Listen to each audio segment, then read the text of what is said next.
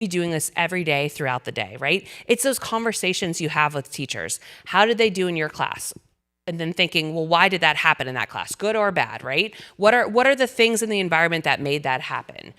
It's that daily problem solving that occurs, right? When you think, geez, every day he comes in and he starts throwing things immediately, right? Let's think about what can we do to change the day. Those are those informal functional behavior assessments that you're probably doing constantly. We then have the kind of more simple to complex functional behavior assessments that we might be doing, and this is when we're documenting it, right? So it's a trained member of our school staff, could be any number of people that are doing it. It includes more of those pieces like the interviews and the observations, and we, again, are involving more people, having that whole team involvement, looking at more data.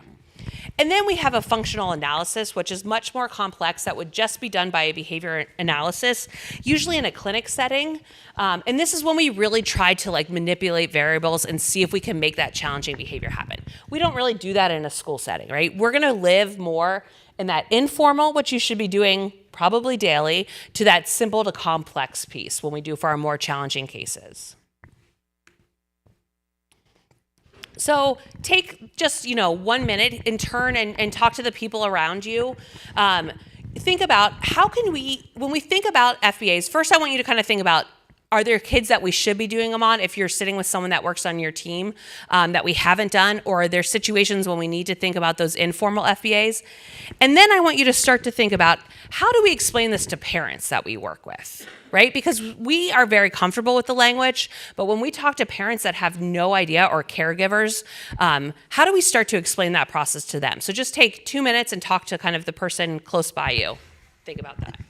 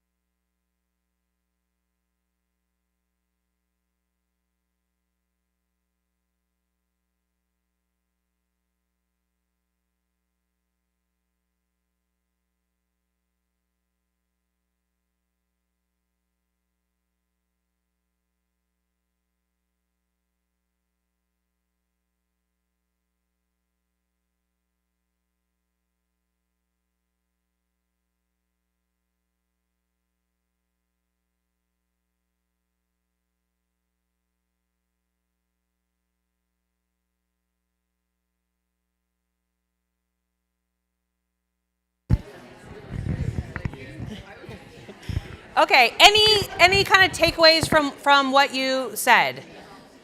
How do you let parents know? What does that look like? Do we let parents know? Okay, yes, good, great. What kind of questions do you get from parents? Where's the hesitation? Or are they just like, sure, whatever you need?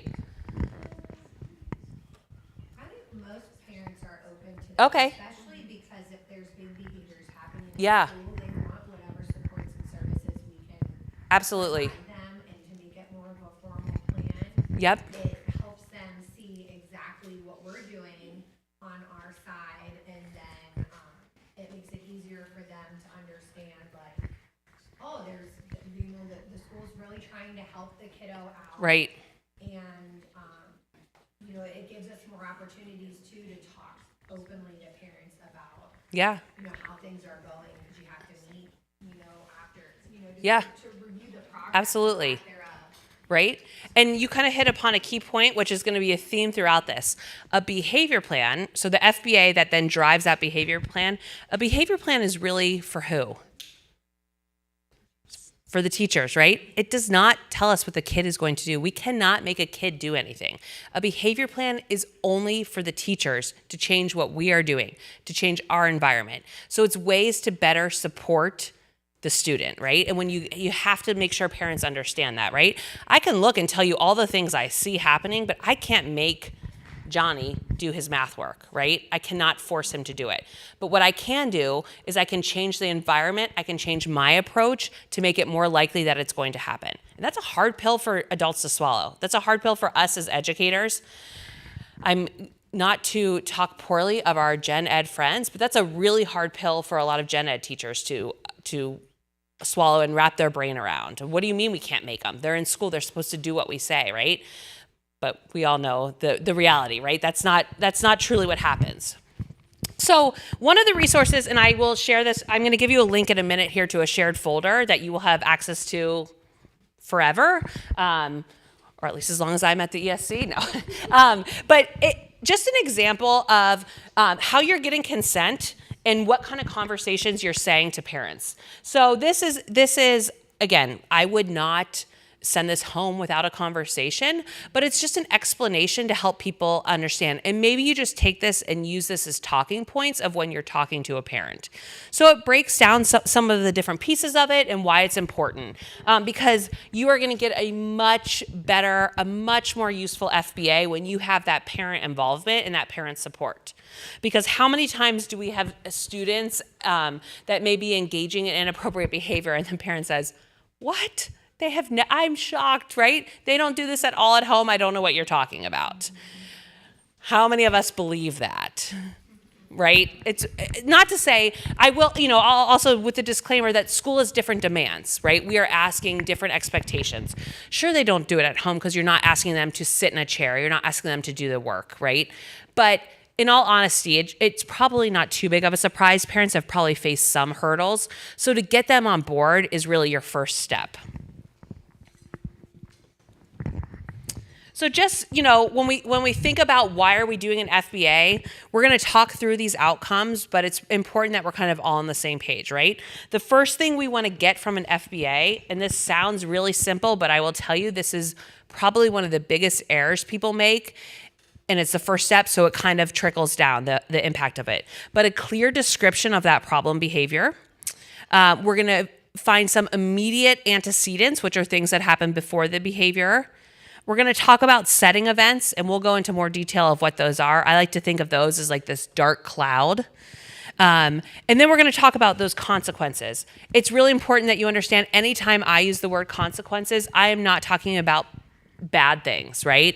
A lot of times you'll hear people say, "You're going to get a consequence," or "What is the consequence for this?" I'm not talking about bad things only. I'm talking about the good and the bad. Anything that happens after that behavior is what I'm referring to. And we'll dive into a little bit more of that.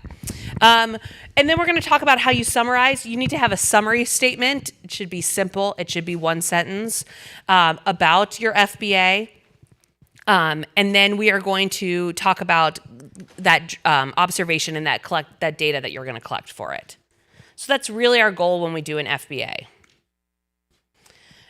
Everything we do today is going to just align. I'm assuming you use the Ohio suggested form, or yes? Okay. Everything we do is going to align to the recommended form. It is just a recommended form. It's probably best to use it because people are most familiar with it. Do I think it's the best form? No. Have I ever seen a form I'm like, this is the best form? Also not really. So, but we're going to talk through each of these outcomes here on the side and how they really align to the form. Abby, one thing about Yeah. the form. So last year,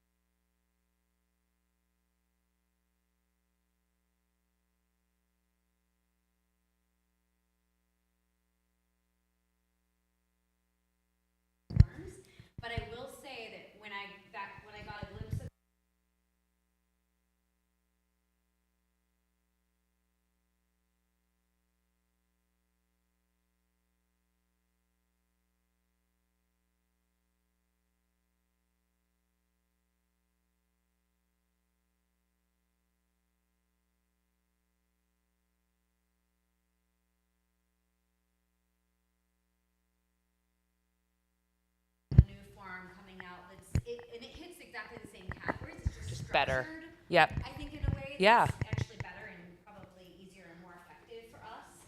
So that was exciting because I got scared when I opened it and I was like, oh no, did it get worse? It didn't. I think it got better. So that's Good. good. I'm not going to hold my breath for the new form to come out this year, but you never know. Sometimes they surprise us. So But if you look at it, if you happen to download or look for it and you see that it's new, they are going through that process. I love it. Perfect. So we're going to kind of now walk through the whole FBA process, right? I only brought I wasn't sure how many people. I've got about 25 hard copies, but I'm going to show you where you can get this. I don't know if you want to pass some of those out. We're going to start to kind of talk through the process. I have a checklist that I use that's just really helpful and that teams can use as a planning that our team has kind of created that kind of walks through this training. So we're going to go through these different pieces of consent, that assessment, and the summary. So this is kind of what they are passing out now. This is what it looks like. Let me see. I'll give you the digital one in a minute. But we're going to kind of walk through this checklist together. So the first part of that checklist is that getting started piece, right? So we've kind of talked about how we're going to explain it to a team. Why do we do an FBA? But those are all really important things that you really need to understand in getting that consent. The next two pieces we're going to kind of review are talking about those roles and responsibilities, and then prioritizing and defining the target behavior. I'm going to keep stressing this, and you're going to say, you've said this, we get it. Defining the target behavior sounds so easy. It is so important, and that's where we see a lot of people misstep. And again, that's one of the first things you're doing. So you'll see on this checklist, there's just kind of the item you need to do and space for maybe you to write who is the person responsible for that so that you can divide this up across a team. Again, it shouldn't all be one person. Just that reminder that this FBA truly goes into that problem-solving process. It's an ongoing process. It is not our FBA is done and now we move on and we don't ever look at it, right? It should really be that ongoing process that reflects what's happening in real life. Okay, so the first step, identifying the problem. By the end of this, your goals as a team who are working on this FBA is to have that operational definition of the behavior and start to have some data on that frequency, how often it's happening, how intense the behavior is, how long it's happening, all of that baseline data. Or you may say, we don't have this and we need to collect it. But you should have that identified kind of at the end of this first step.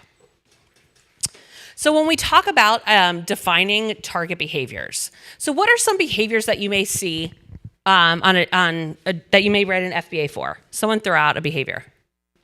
Running out of the classroom. Yeah, running out of the classroom, right? Aggression, property destruction, right? These are all terms that we use. It is important to then define that term.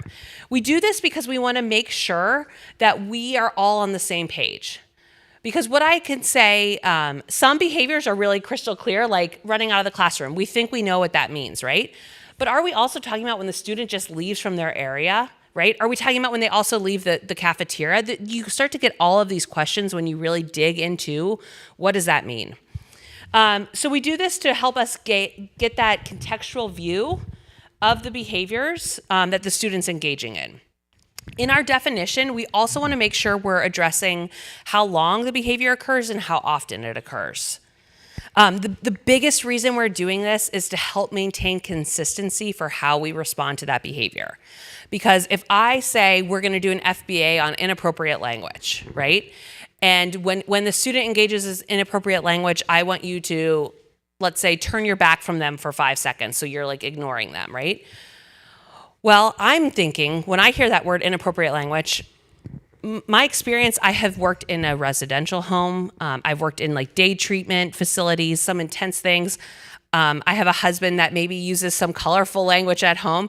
So my radar for colorful language is pretty high. I'm thinking words that you would not want to repeat in public somewhere, right? Now, I may have someone next to me working in that same classroom that is really offended when the kid says this is stupid. So is that what we're talking about with that inappropriate language? I don't know, right? If I'm just calling it inappropriate language. To them, it is. To me, doesn't even like phase me, right? I'm like, yeah, it kind of is. Let's figure this out. So you have to be consistent, because we are not going to see successful interventions if we're not consistent. So we all have to be on the same page.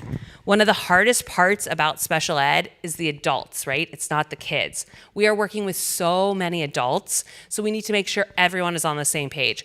The classroom teacher, the aide in the classroom, the gym teacher they're going to, the lunch monitor. Everyone needs to be on the same page of what is that behavior, or we will not see success with the intervention. So along the lines of defining it, we also really need to then narrow down what we're focusing on for that FBA. I think it's helpful to start really broad and then to kind of narrow it down. I might ask a team, if we have a kid that engages in a lot of different behaviors, I might start by just asking the team to say, let's list everything this student is doing, right? And we start to list it all. And then we need to prioritize. Where are we really going to spend our time to focus? Because you cannot address everything at the same time. It's just not going to work, right? You're not going to have staff consistency. It's too much to do. So we have to prioritize where we're going to start and spend our energy and our focus. Sometimes you may realize, hey, we're talking about a lot of behaviors that are all kind of similar. So I might be talking about hitting and kicking, spitting. Maybe we're going to call all of those physical aggression. And that's okay, right? We can kind of classify those together. But you really want to think about what are those safety behaviors, because those really need to be a priority. And I like to think about, when it's not necessarily safety, what's keeping the kid out of the next least restrictive environment, right? Because that is what is really a barrier to accessing more in a school setting, or even the longevity of post-school, right? A job. When we have behaviors that are really interfering with that, that's where we want to target. So after we kind of list our behaviors and maybe we all agree on one thing, the next thing we're going to have to do is define it. And it seems a little silly at first, especially when you're like, yeah, we know what an aggression is. But I will tell you, and you've probably had some experience, right? You're going to have someone that's going to count the just maybe reaching over and touching someone. Is that an aggression? It's going to depend on the kid and the context. But it's up to you as the team to define what you're counting and what you're not counting. So some criteria when we talk about a definition. The first thing is that it's objective. You are only referring to those observable characteristics. You should not have words like happy or angry in your definition. You know, when he's angry, he does this. What I think is angry and what you think is angry are two different things, or could be two different things. So really making sure it's things we can clearly see. Then again, clear, right? So things that everyone who reads that definition should be able to paraphrase or kind of role play. So we are all on the same page. And sometimes that can seem silly, but it's a really important step. And then a true definition, a true complete definition should then have an example of what it looks like and what it doesn't look like. This sometimes is not included in a school FBA. Is that if you can do the other two, those are your priority. It's really nice to have an example and a non-example because it helps, again, clarify things. So when we think about, running, or let's say we said it was out of seat, right? Are we talking about when the student gets up to sharpen their pencil? So maybe clarifying, we're not including those things. That would be like a non-example. So really breaking down that definition. The next part, so you've got those three key pieces. Again, that objective and clear are going to be your goal. You have to have, those two have to happen. It's really great to make it complete by having that example and that non-example. Like for an aggression, a non-example might be giving a kid a high five, right? Because when we define a hit, it's the same behavior as a high five, but we're kind of, making that disclaimer. Is that common sense? I would hope so. But when you have so many adults reading it, it's really great to include that. The next part is the intensity. So when we talk about defining that behavior, you want to include how intense is that behavior. There's different ways you can do it. I think it's super helpful if the whole team in your building comes up with a rating scale or a system. So here are some examples of how you might identify that, or how you might describe that intensity, right? If is it low, moderate, high, very high. And this one talks about the impact on other students. So it's low, it's really only impacting that student that's engaging with it. It's moderate, maybe the kids right around them. It's high, it's impacting, that their whole class, right? And maybe others around. When you have to evacuate a classroom, right? And then when it's very high, it's dangerous or unsafe. But having some common understanding in a building or across a team is great around these.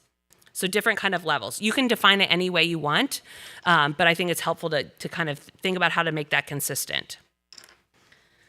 So after we do those things, we identify, what behavior we're doing. We think about how we're going to describe it. We then get to the actual writing part. So the first thing you want to do is give it a title or a label. It doesn't matter what that title or label, well, it matters, but your team needs to be consistent with what we use, right?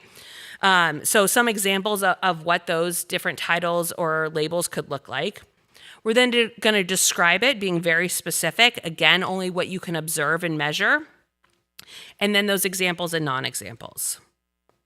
So here's an example of something you may have seen. Maybe you've written something like this on FBA or on a document before, right? Out of seat is my behavior. They're not sitting at their desk, right? That doesn't tell us a lot. Yes, we all have a picture, but I bet everyone's picture is slightly different of what that looks like, right? Does it mean when they're just standing and working at their desk? Because technically they're not in the chair. So a better example is during work sessions, any instance of Caitlin moving more than 3 feet away from the workstation, which includes her desk, a chair, or group table without adult permission. That's a lot clearer. We all have a same understanding or a much better understanding of what that looks like. I will tell you, you do not need to reinvent the wheel every time, right? Some of these are going to be frequent behaviors. So yes, that's a lot more, but it's a lot more descriptive of what we're actually looking for. When you write a good definition, keep it somewhere, share it with people, right? So we can reuse it. I will tell you, if collectively, if you start to use some of the same definitions, it's going to make everyone's lives much easier, right? Because when you get a kid transferring to you, or moving up from the next grade, you know what to expect. So to make this even better, we could include those examples or non-examples. So Caitlin is standing up and walking to the pencil sharpener without permission. A non-example would be to stand up to adjust clothing, or stand up while working, or leaning out of chair to pick up the pencil, right? This helps everyone understand what we are talking about. So I want you to take 2 minutes. I want you to think of, if you could brainstorm, again, if you're sitting with people that you work with or some behaviors you think you've seen, take 2 minutes, turn and talk to the person next to you about how you might start to define a behavior.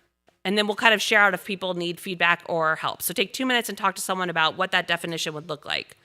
I'm going to put up those.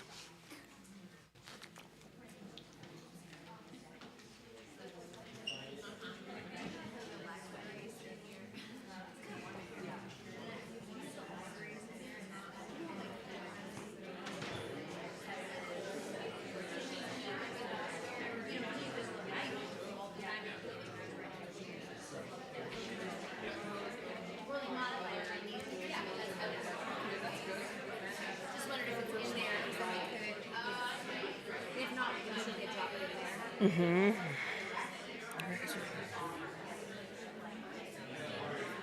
I don't think it is.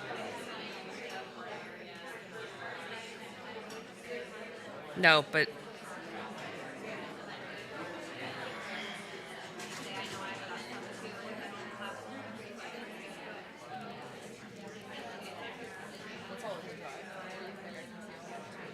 If it's in our behavior team drive, yeah.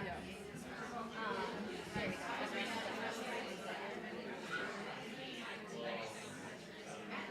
That's the one I use all the time. okay. I'll show it to them in a minute. I'll let them. Yep. Yep. I love it. Yeah, we'll throw it in there. Because I used to all the time. And then it was like, it was so funny. 'Cause I was like, oh, Yeah.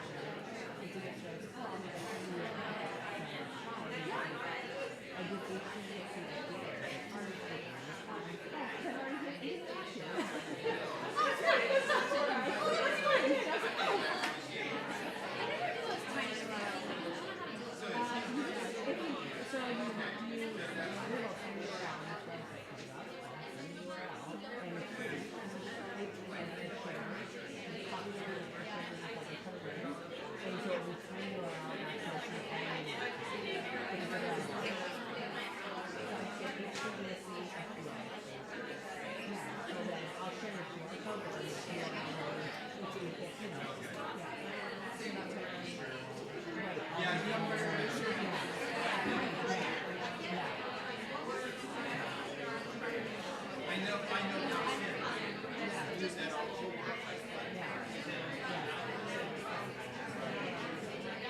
you just Google Same it, thing. the website that comes up. Yeah. Yeah.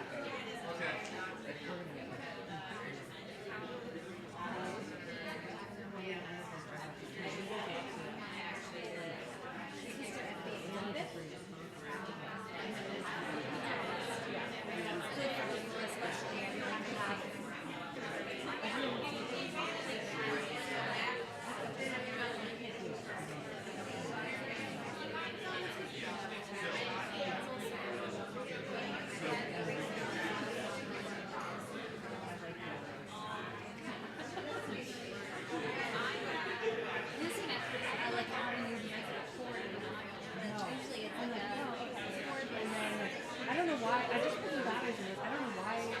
I like it because I don't like to see it. The mouse is so annoying. Yeah.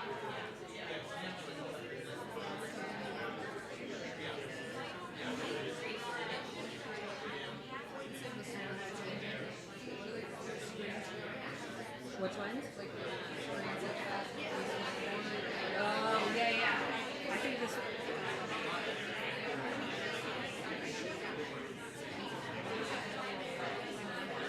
Like, I was doing a training last week and I didn't have it with me because I was like, oh, it's on my desk. And so I checked it yesterday. I don't remember that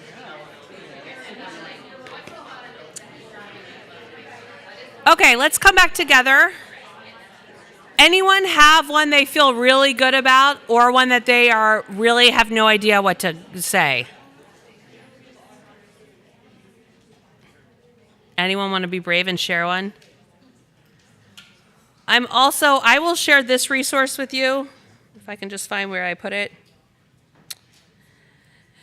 So this is a list, and we were just talking, and Stacy was like, I use this all the time. So here's an example of ways to define behavior. Not saying you have to use this, but it gives you a great starting point or some common language, or it's a great fit and you use it. So in this shared folder that I will give you a link to in a minute, this will be in there too, so that you have this to look at. It's got a lot of behaviors, probably most everything. Have you ever come across something that's not on there? Very occasionally, but it's pretty comprehensive. It's got almost everything on there that you want to define. It's very helpful. Yeah. So that you will have access to that. But again, sounds like a real simple step, and it is if you do it right, but it's really, really, really important. So again, we're doing this for that consistency of the interventions. This is so far away from our interventions. It's like the very first step, and our interventions are the very last. But this is what makes our interventions consistent. So we are responding to the same behavior in the same way. So the next piece is really then we move into that problem analysis when we talk about the FBA, because that's truly what we're doing. We are trying to analyze this problem. We really want to, again, identify some basic things, right? Student strengths. What are the student needs? So pulling information right off that ETR.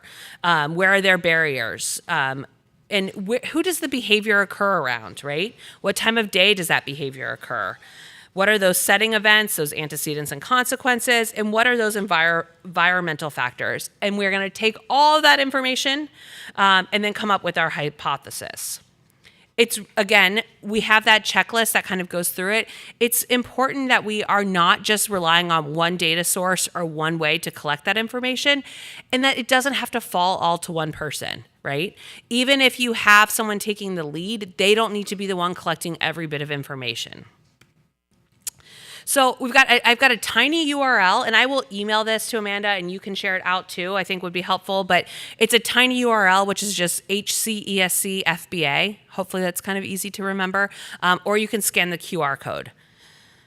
I'm just going to show you this quickly. I'll let people scan it. I see some. I'll come back to it in 1 second. But this is what it's going to take you to, this folder. It is a folder of like everything we're going to really dive into now. It's in numerical order of how you should complete it to help you organize that. But I will dump that definition, the operational definition in here. We're not sure if that one was in there, but we're going to walk through this so you have access to this stuff. This FBA process is that checklist, so that's in there. But all of the stuff you have electronic copies of, because I think that's really what you need when you go to complete it. So let me go back. Yeah.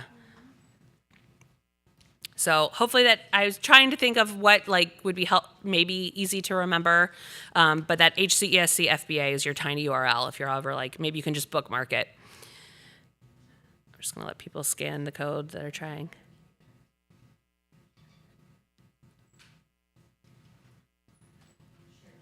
Okay. So we started with that beginning part of the checklist. We're now moving down to that information gathering. So this is the real meat of our FBA, right? What are we doing? We're going to start with that records review. We're going to talk about some interviews and then that more of that data collection. So again, these are in that folder. So the first thing you really want to do is that records review. Sometimes we skip over this and don't think to look back to a historical past. It's important even for our young learners, right? So thinking about what kind of records they have, looking at their attendance record, right? Looking at any intervention documentation you may be able to find, special ed records, office referrals. What system do you guys use for office referrals? Aubrey. Okay. So having someone, if things have been documented, having conversations with teachers that the students had in the past, really compiling all of that core information. There are 2 different sheets in there. They're just summary sheets. There's nothing like super fancy about them, but just to help you kind of compile that information so you don't have this like stack of notes that you've collected by looking in their records and you're like, what do I do with this? So there's some kind of summary sheets where you might want to record that key information in there. Pretty simple, but an important step. The next thing you're going to want to do is collect information through interviews. So there's 3 people you want to consider interviewing, or 3 groups of people. It may be more than 3 people. The parent, caregivers, whoever that may be, the teachers or staff that have interacted with the student, and then the student themselves. And when we talk about interviews, we have 2 different ways we can do this. You can do open-ended interviews, which I prefer. I feel like you can get so much good information from that.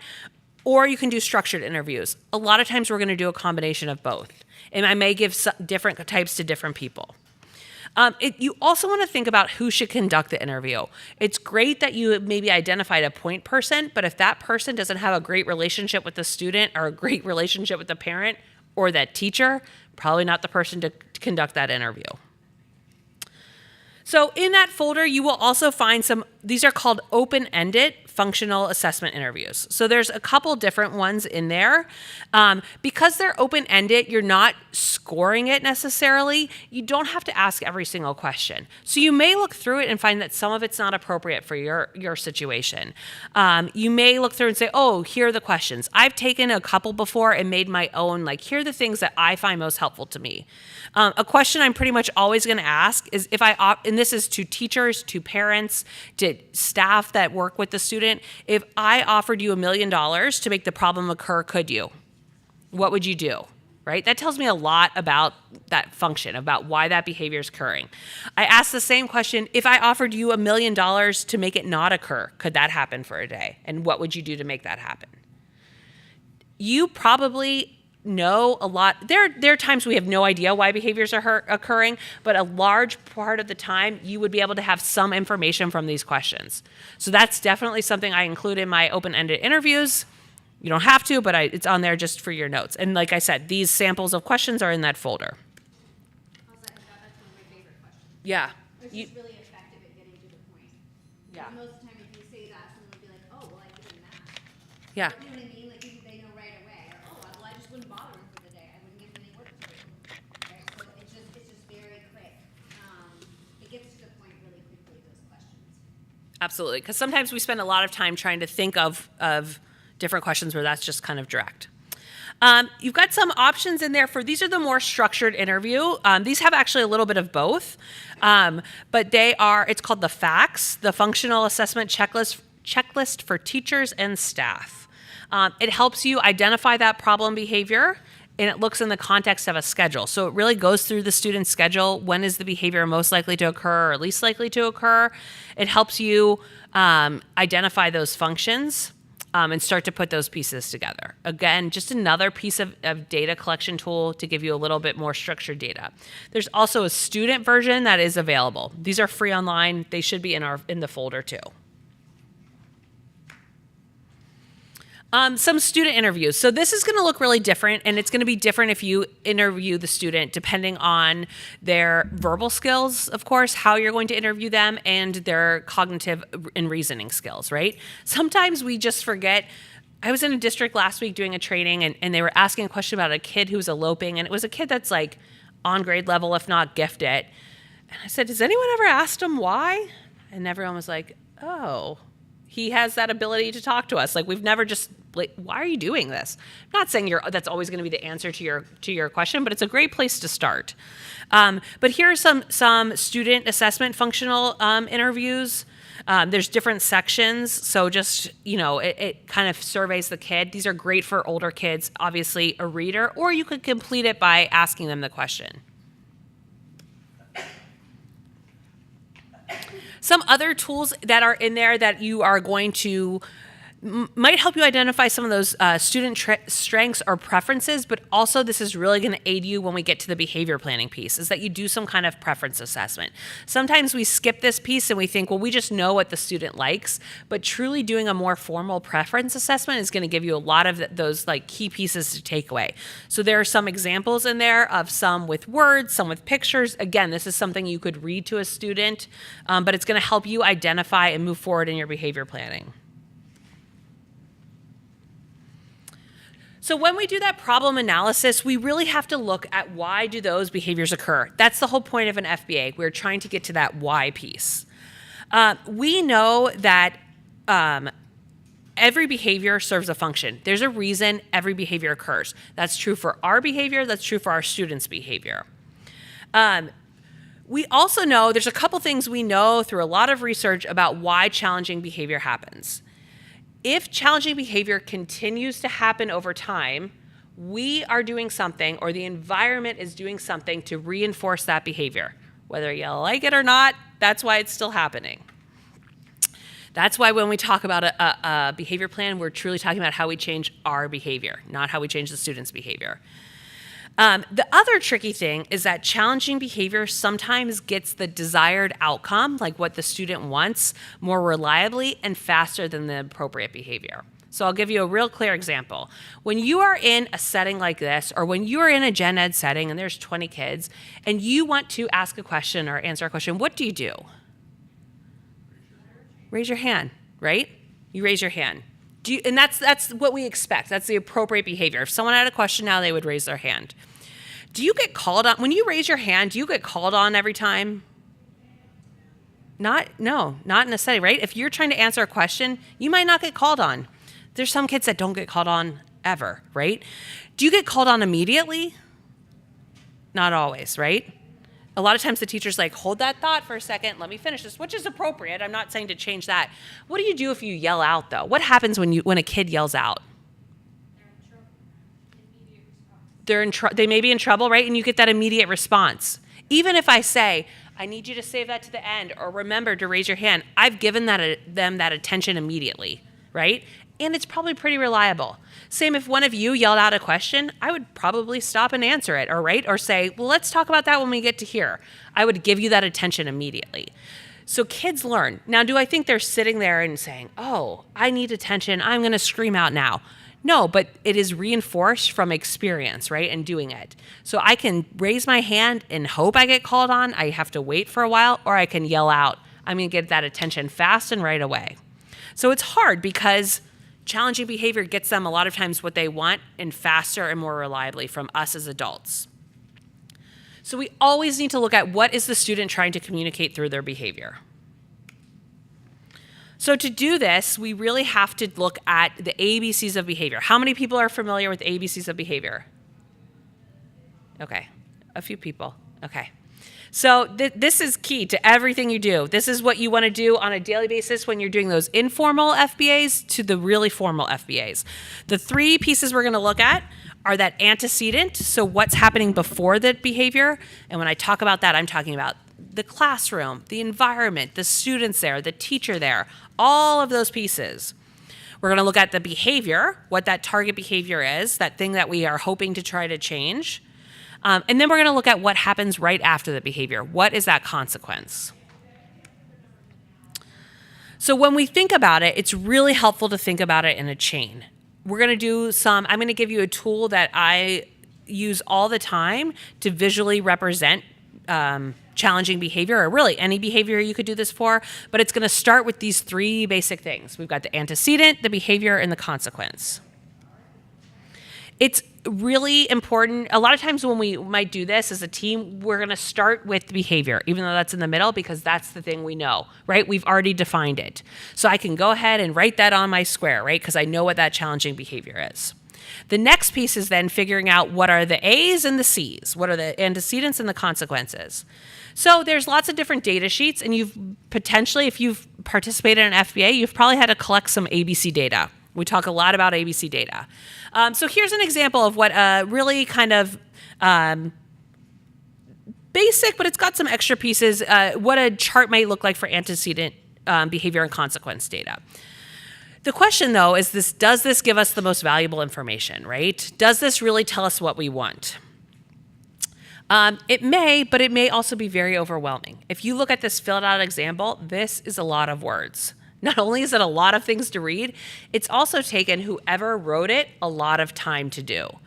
So yes, can I sit here and read through it and try to pick out pieces? Probably, but I'm probably also going to get a lot of information I don't need to know. I get a lot of subjective people's opinions. Johnny was really angry when he came in. I think this happened, and then we did this. I've had to go in to consult with teams, and they've handed like files of ABC data that is like basically journal entries of every single day. That took so much work for people to complete, and it's probably not the best use of your time, and it probably doesn't give us the most useful information. So instead, what can we do? There's different kind of structured ABC checklists. People have their preference of which ones they like. I will tell you at times, there should be, I think, a couple examples in there. These are all different examples. I will tell you they look overwhelming at first, but they are so much easier to fill out once you get used to it. So what I would suggest is that your team or your building or whoever might seem appropriate, maybe even the district, you look at which one do we like, which one fits our needs, and which ones are we most comfortable with. Because then everyone that interacts with that student can fill it out. You're comfortable with it. It should take, 30 seconds I think would be a long time to fill this out. It should take about 5 seconds. The way these typically work is each row is one instance of behavior. So I have my behavior identified. Let's say it's aggression. So I know I'm collecting all this ABC data just on aggression. When it happens, I write the time down, and then I say, okay, what happened right before? Did an adult tell them to do something? Was there a peer interaction, or was there a trick? I just check whatever one it was. That's why I say if you're familiar with it, it's real fast to fill out, right? What was the setting event? So and it kind of lists some there. This one has multiple behaviors, sorry. So I could write down what behavior happened and then the intensity and what happened afterwards. Very simple. Again, this is something that your paraprofessionals, all your educational aides, everyone should be able to participate in collecting this if you're familiar with it. Yeah.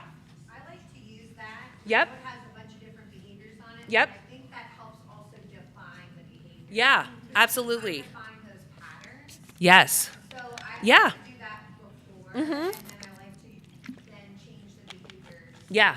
to like match whatever we're targeting. Yep. Yeah, absolutely. That's totally fine. A lot of times when things start happening, this might be your first thing. Before we even know we're going to an FBA, you're like, let's start to collect some ABC data, right? So different ways that these checklists work. Again, they can look overwhelming, but they are really, really easy once you just spend some time getting familiar with them. You may want to include, depending on where you are in the process, if you've already defined the behavior and you just don't have data and you're going back to that step, you may want to then include the definition on the bottom so people are consistent. But if you're doing it as a first step, you may not. So I think most of these, I think all of these examples should be in a folder in there in ABC. I agree too. I think when you're doing it in the beginning, it can help you even see, okay, if I've got all those behaviors on there, this one shows up 70% of the time. So this is the one that's interfering the most. Mm-hmm. That's the one we need to target for decrease, right? So like I agree that having, depending on how you're using it, it can help you target and find what really is the most important behavior to hone in on for the idea. Absolutely. These are also, depending on which one you use, these are really easy to look at and see patterns, right? This one on here is one of my favorites. I'll have to see, yeah, the one on the right. I've kind of modified it to make it a little bit more user-friendly because the one on the right is old. I don't know if I'll have to look and see if they've updated it. I think it's really helpful because you can, when you check the box, you can look down the columns and see right away what is the most common antecedent. So even if we're talking about different behaviors, they may all be after work demands are given, right? This one actually lets you like count up the boxes and then tells you what the function is based on the thing. But look at them, they're in there, see what you're comfortable with. Again, it doesn't matter which one you use, it's whichever one is actually going to be used and used correctly is the correct answer. Some reminders that you want to give about ABC data, whether you're collecting it or helping someone collect it or asking someone else to collect it, it's got to be objective. Stick to the facts. It doesn't matter that he looked grumpy, right? Or that he was, I want to know if they maybe came in and told me they didn't sleep. That would be something we might check off. But keep those facts objective. You may be able to use, depending on your ABC data, you may be able to pull some other information out of that, right? If I take very accurate data here, I know how many, I don't need to take frequency data. I can look here. I can count up. Okay, there were 10 aggressions, right? I don't need another form. We always want to think about how we're making this data quantifiable. So that really shows us how we can use it and be effective with it. I will also just share, once you've determined the function as a team, you've completed that FBA, you don't need to keep taking ABC data unless you're doing it on a different behavior. Sometimes people are like, oh, we're still taking this. And it's like, okay, the point of ABC data is to identify that function. Once we've done that, we can move on, unless you're using it for another purpose, but you don't need to continue doing so. So that's kind of our first bit of data that we're collecting, some ABC data. The next is that we want to include some rating scales. Again, there's no like rule in Ohio about what data methods you use. I think it's just always beneficial to have something a little bit more structured and evidence-based in terms of like a rating scale that we can use to identify that function. So I would use at least one type of formal rating scales. I'll show you some. There's lots of different valid and research reliable options. And you can give it to staff or you can fill it out together as a team, whatever seems appropriate.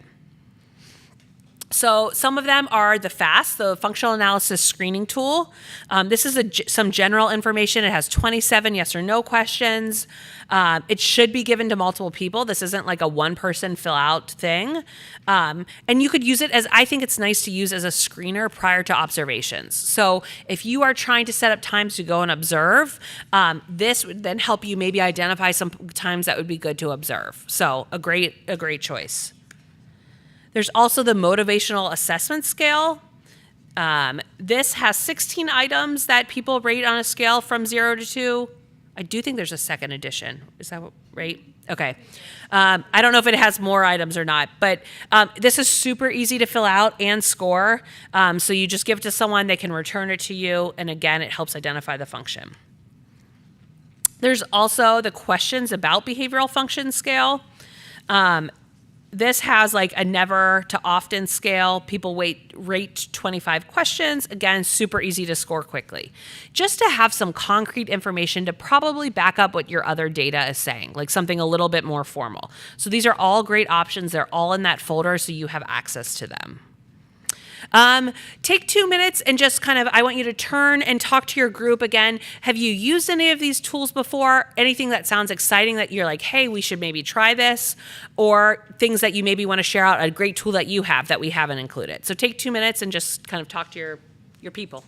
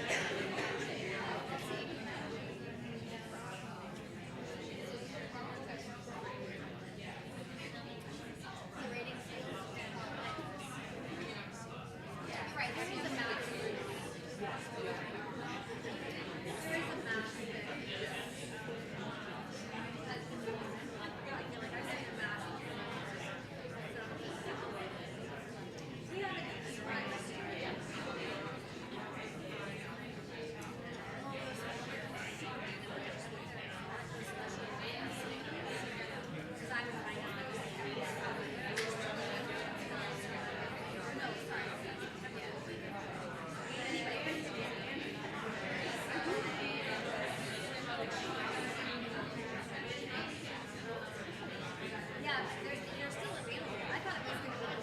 Yeah. I was like, oh, I don't know. But it's September 4th.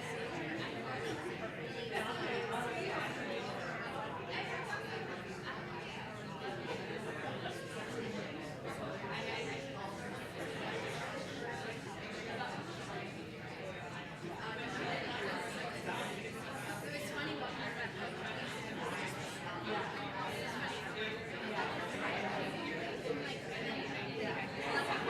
It was good, nothing bad. No, I agree.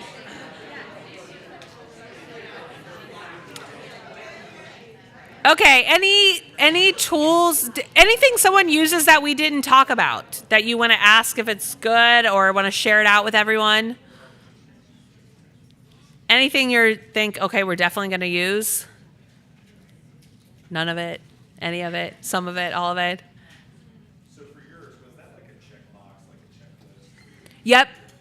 So we were talking, we like that, so instead of like having writing, Yes. it's like a quick. Checks. Yep. Yep. Yeah. What was the other one? Multiple behaviors. Yep. Pinpoint and have that percentage accuracy of it. Yeah. I love it. Awesome. Yeah. Anything you can do. Again, people kind of get scared when you show them this because there's so many words on it, but it's so, once you read through it, it's like, oh, it's like, I don't want to waste 5 minutes, 20 minutes writing every single thing out. Check, check, check, and done. You'll probably get more data if you do it this way too, hopefully. Awesome. So we do those kind of formal data pieces. The next piece that we have to have in an FBA is that behavioral observation. This can be a shared responsibility. Again, it's good to have more than more than one person can complete it. You can use while you're doing a direct observation. You can also be taking that ABC data or collecting some other kind of data. There's different things you can use to collect more formal data. That's totally fine. You can look at those anecdotal reports. You're looking at the frequency, all of duration, all of those things while you do an observation. It's helpful to think about what has the team already collected? Because again, we're not trying to make more work for anyone. People do not have time for that. We're not trying to reinvent the wheel. If they've already collected something, take that and use it. It's also just really important that, when you think about observing, is there a set number you have to do? No. If you're familiar with the student, you might get a more accurate observation. A lot of times, and I was in a district this morning and they were talking about, they're like, yeah, but every time you come in to observe, they have like the best day ever, right? That's a real thing. So we get it. And I will say, as someone that comes in to coach and consult, it doesn't mean I don't believe you that it is happening, because sometimes people are like, but I believe you. I know that's real, right? When they have that observer in there that they all of a sudden did every bit of work, they didn't talk back, there was like, and everyone's like, this has never happened before. It's okay, we get it. But it's better to observe a few times. I always like to ask teachers, what is the most difficult time and what is the most successful time? Because I want to look at both of those environments. Sometimes we focus too much on the difficult times, which is very important. But when I look at a successful time, maybe I can see, maybe something sticks out to me about what is so different about these environments, right? So I like to at least do those two, right? Think of a successful time as well as a difficult time. I also like to think about social interaction times, especially for our kids, that can trigger a lot of challenging behavior for students. So thinking about, okay, what is a less structured time? Recess, lunch, maybe a specials class, all of those things we kind of want to think about. So having that range of observation is really important. So that's kind of the meat of our data collection pieces, right? We've defined the behavior, we've taken that ABC data, we've done some of those structured interviews, maybe informal interviews, we've done our data collection, and we've done our observations. So the next piece is really then pulling that information together. So I've got a couple different things on the checklist that we'll kind of go through now about how we bring that all together to then identify our hypothesis. The first one is just a data triangulation sheet. So it's literally just a summary sheet that you can compile some data. I would say at minimum, I would expect people to use at least 3 sources of data. So an interview, an observation, and an ABC data. There's a chance, hopefully you were able to get more, but I also know time-wise in certain situations of a school setting, right? Maybe you couldn't contact the parent. Maybe you tried to call them 10 times and they never got you back. It doesn't mean you can't go on, right? Use the other information we have. So think about having at least 3 sources of data. Again, you want to aim for more. It would be hard to do with less than 3 though. So there's some examples in that shared folder of how you might kind of summarize those key findings from each of those data collection methods. The next thing we're going to do, and I'm going to ask one of you when you, I have, a few copies of this, but this is in the folder for sure. This is like my favorite visual tool to use with teams. This is called the competing behaviors pathway. And we're going to start with the middle. It's a way to visually represent that challenging behavior. It helps our whole team understand our process. It also directly leads to our development of our behavior intervention plan. So we're going to kind of work our way through this slowly. But this is what we've already talked about this. This is something you should be familiar with, that ABC, right? That's the center of our competing behavior pathways. When we start doing this, so you're getting, some people I guess are getting a hard copy of it, but this is something I might print out or use an electronic version and write on it with the team. So we identify these pieces, right? What is the problem behavior? I might write aggression on there. What are, taking my ABC data, what are those antecedents that we identified and what are those consequences that we identified? Writing it on there. It's fine to like have a list of this. The next thing we're going to kind of think about is called a setting event. I like to think about these things as a gray cloud. Sometimes we know about setting events, sometimes we don't know about setting event. A setting event is anything that happened in the future that's going to impact what's going on right now. So this could be a kid did not eat breakfast, might be a setting event. The kid did not sleep last night. The student had to take their younger sibling to elementary school prior to coming to school today, right? The student is the caretaker for their younger sibling. All of these things that are probably going to impact that student's day and their interactions that day. So if you think about yourself, you know, some setting events that might have happened. Did you have a fight with your partner in the morning, right? Did you not sleep well? Did your alarm not go off? Did you not have coffee? Or maybe I had a great morning, right? My kids got dressed all by themselves, if that ever happened. They walked to the bus, everything was good, it's a great morning. That's a setting event. That's gonna impact my day. Sometimes we know about setting events and sometimes we don't know, and that's okay. We can't know everything that happened in a student's life unless they share, right? We don't know what happened that whole morning unless they're telling us. So sometimes we know about them, sometimes we don't. Kind of, I think it just helps think of them as that gray cloud, right? When you come in and you don't have your coffee, that gray cloud follows you around till you get it. So that's kind of what we think about with setting events. When we figure out this information, this is going to lead to the function, the why that this behavior is happening. And this is really the important piece, right? When we talk about function, there are 4 functions of behavior. Our FBA should be linked to one of these 4 functions of behavior. There's different analogies or what are those called? Yes, acronyms. Yeah, that you can use to remember this. EATS or SEATS people use. I've got it in the EATS order here. So we have escape, which is to avoid or get away from peer or even delay peers, activities, adults, environments, any of those things. We have attention, so to get attention from peers or adults. This does not mean good attention. It can, but it can also be negative attention. We have tangible, which is to access something. And then we have sensory, or I think it's most helpful to think of it like automatic. And we'll talk a little bit more about why that is. But this happens no matter where the student is. I hesitate in using the word sensory because sometimes when we call it sensory, people think anytime the behavior has a sensory component, it's a sensory behavior, and that's not true. Sometimes a student may be engaging, doing something that looks sensory, but it's to actually escape the environment. So you really have to think about that why. So I like to think of it as automatic. And my first question about that is, would this behavior happen if the kid was alone in a room? If the answer is yes, it's probably an automatic behavior. It doesn't involve other people. So we are going to link every challenging behavior to one of these functions. Sometimes we'll pick up an FBA and someone will say the student is doing it to control, right? Control is a tricky word to use because it sounds right. Well, yeah, they want to control this, but how are they trying to? I want you to take it a step farther of how are they trying to control this environment?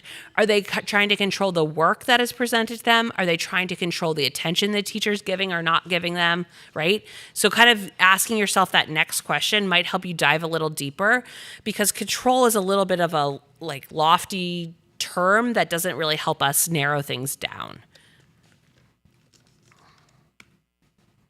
The other tricky thing, and we might come across this later, is behaviors can have more than one function, and you can have multiple behaviors serve the same function too. So I think we'll talk a little bit about that. So sometimes it may not be one. When we look at these, thinking of the students you've worked with off the bat, where do you think most of our behaviors in a school setting lie? Just yell it out. Yep, they might happen in the unstructured environment, definitely. What function do you think most of the behaviors we see happen? I heard someone say it. Escape and attention, right? Those are I don't know, I could make up a percentage. We'll say 80% of the behaviors we see, but a large part of the challenging behavior we see in a school setting are going to fall under that. Does it mean everything is? Absolutely not. But that's a large part of what we see are. When we talk about kids, well, it's funny because I used to say, when we talk about tangible, we're a lot of times talking about kids with very limited communication that can't ask for things, or younger students. But I will also say, I think now we're kind of seeing, and I don't know what your cell phone policy is at the middle high school level, but we are seeing now some kids do things to get kicked out of class so they can go sit on their phone somewhere. So I think it's kind of coming back full circle a little bit for our older students, but we really want to identify why is that behavior happening and relate it back to one of these. So you've got, and if you can see that chart in front of you, if not, this is kind of what we've built so far. So we've got the setting event is that dark cloud. You've got those antecedent events, and we're going to dive in a little bit more of those. We've got that problem behavior or consequence, and that is going to tell us what the function is. We are able to determine the function based on those questions, right? So if we fill this out with all the data we have, and we have a situation where, we may know some setting events, we might not, but we know that the student, it's every time work is presented, the student does this, challenging behavior, they scream, and the consequence is that they get kicked out of class, right? So I have to look at that and say, what's happening here? We've got a work piece, right? And the consequence, what they're getting out of that behavior is that they're escaping that work, right? So then I'm saying that's escape. So that's kind of how we make that connection. You have to ask those questions based on that data that you have. When we start moving into behavior planning, we are going to talk about that replacement behavior, but something I really want to address, and is a piece of this visual representation, is that desired behavior. The desired behavior is what we want to happen in that situation. A desired behavior is that typical behavior, that appropriate behavior that we want in that setting. So in that example that I just gave of a student is given math work, or is that what I said? What would be the desired behavior? What do we want to happen? They do the work, right? Right? They do the work. That's our desired behavior. What's the consequence? What happens when you do your work? Yep. A sense of accomplishment. You might get good grades. Verbal praise. Yep, you may get more work. Exactly. Bingo. All those things happen, right? Are great. Is that the same as what happens when you scream? What happens when you scream? You get kicked out of class. You don't do work, right? So those have very different endings. So I think it's really helpful to identify those two things. This also helps the whole team understand, especially our friends that may not live so much in the special ed world, that we're not forgetting about what we want to happen, right? We see it there. That is still always our goal, but it's going to take us a little bit to get there. And that's when we kind of lay in that replacement behavior, which we'll go over more. So this is, if you have a hard copy, you've seen this. This is kind of that behavior chain, that competing behavior pathways that we've outlined. Again, we've been focusing on this like middle rung here, right? We've got the data, we're determining a function, and then we can fill in the other pieces. After we determine our function, so before we get to really going through that desired and that replacement behavior, because those are more of our behavior plan pieces, we have to then go back to our checklist. We're going to come up with our hypothesis statement, our why is this behavior happening? I have like a little formula or a little sample sentence on here. To me, in my ideal world, if I made the FBA form, this would be on the FBA form and everyone would fill it out. Your hypothesis statement is not a creative writing experience. It is not paragraphs. It literally can be some real solid, simple information. I should be able to pick up an FBA and look right at that hypothesis and have a good picture. So an example would be when blank, and in there I expect people to put in their context or the antecedents. So when working alone or when given, academic tasks or whatever it might be, the student does blank, that behavior term that you've identified, to get blank, your identified function. Real simple. That is my hypothesis statement. So an example there, when presented with independent work, Alice uses inappropriate language, and I just put C definition, you don't need to write it out, it's on the top of the page, to escape or avoid the work. Any questions about that? Real simple. Again, just keep it simple. It's in everyone's best interest. There's some examples, and I think this is in some other states. Ohio's getting there, but some other states have some really great resources around FBAs, and this one comes from Missouri. But just kind of, again, another visual representation of how to outline those statements. Any questions about kind of the hypothesis statement or going through that first big chunk of the FBA? Okay, let's go ahead. It's 1:30 now, so let's go take like a 10-minute break. People can get up, use the restroom, and then we'll come back and dive into the behavior plans.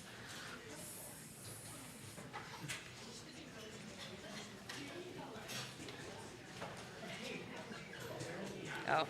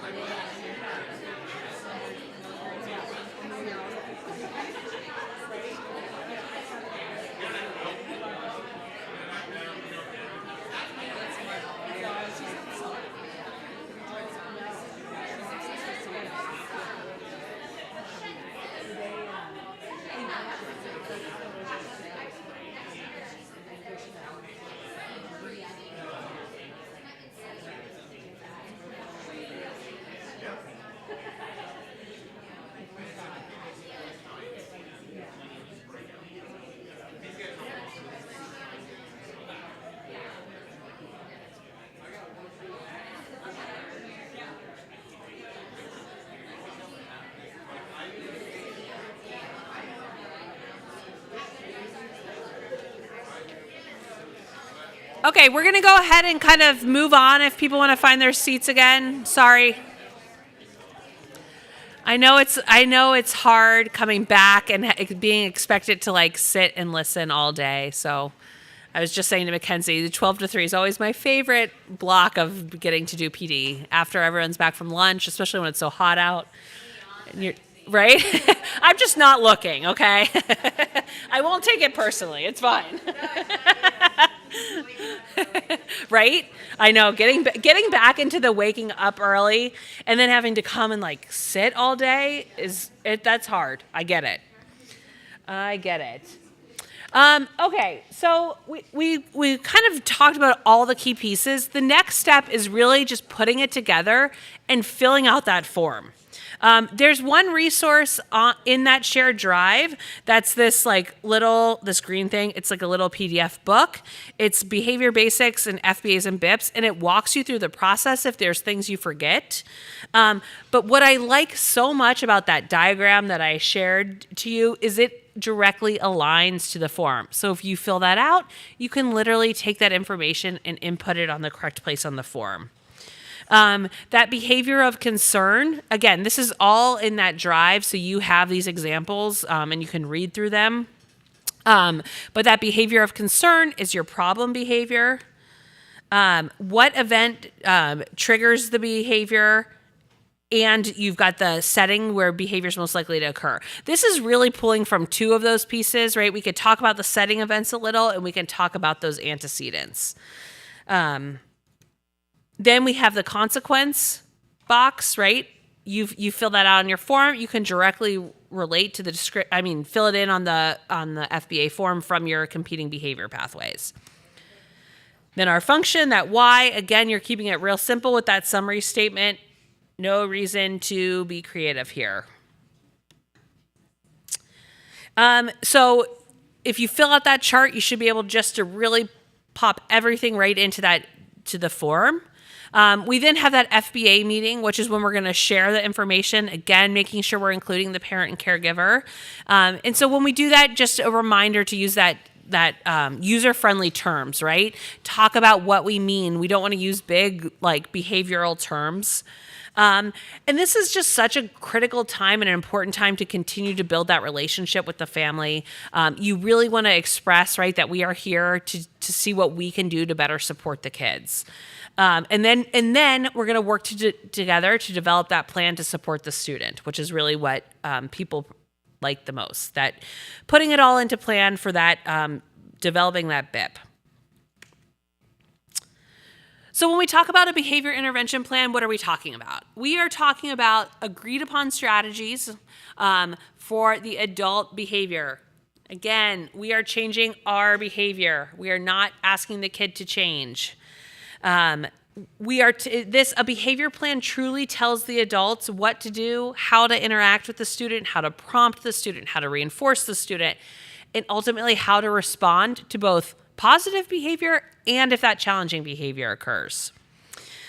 By doing this, we are changing the student's behavior. That's obviously our goal, but we're doing it through a change in our behavior. Because if we remember back to what we know about behavior, if it's happening, something is reinforcing it. It's making it continue to happen. So we need to change that and get rid of that reinforcement piece. This is like, people ask this question a lot. If I had the magic answer, I probably wouldn't be here. I'd be on a beach somewhere, relaxing with my, millions and millions. How do we get teams to buy into this? It is really hard. You get a lot of staff pushback. I understand that. Some of you may even be in here rolling your eyes when I say about let's talk about reinforcement, right? It's again, these kids, we hear a lot of these kids should know what they're doing. They're 12 years old. They've been in school for so long. They know better. Well, something is not working. So we have to change it, right? And a lot of that is changing your mindset. And that's not always easy, but it's going to be a lot more beneficial. Including the staff and student and parents in the process is a big piece. That's one reason why it is truly a team process. Having people give their opinion and helps build that buy-in, right? having those realistic expectations. An FBA is not a magic fix, right? I never have my magic wand with me. Creating a piece of paper, I know this will shock you all. Writing things on a paper is not going to change that student's behavior. Nothing is going to come from doing an FBA unless the adults change their behavior. But just keeping those expectations realistic for people, right? Also, understanding how long we are going to try an intervention before we want to look at that data and change it. Behavior doesn't change overnight, right? We have to be consistent, and we have to continue implementing something before we give up. It is, I know it's frustrating, but you have to keep doing it. There is no rule of thumb of how long that is. Depending on the behavior, it may differ, right? When we're talking about something that's very dangerous, our threshold is going to be a lot shorter versus some behaviors that may just be frustrating or annoying. I like to tell teams, again, there's no reason, this rule of thumb, but after 2 weeks of being consistent, that is key. 2 weeks of doing it here and there, or some people doing it, some people not, that is not 2 weeks.